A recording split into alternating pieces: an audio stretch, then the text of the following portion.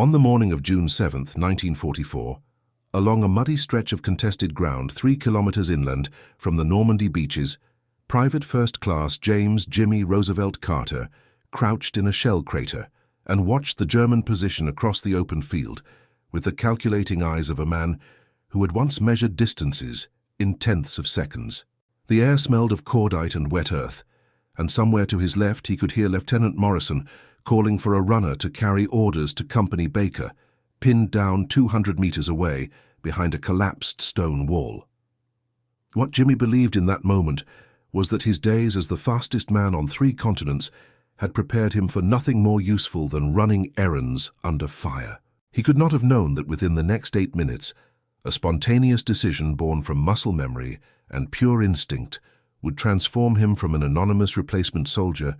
into a legend whispered about in foxholes from Normandy to the Rhine,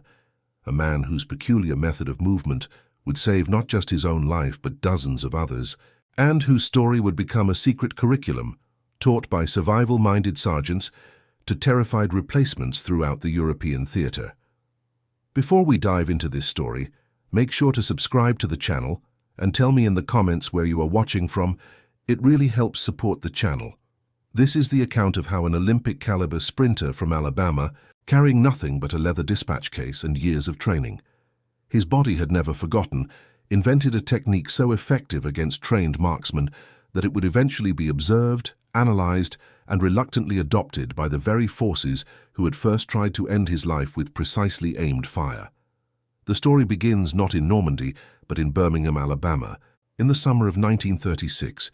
when James Roosevelt Carter was 17 years old and already being called the fastest thing on 2 legs by anyone who had seen him run. He had been born in 1919 in a sharecropper's cabin outside Tuscaloosa, the 4th of 7 children,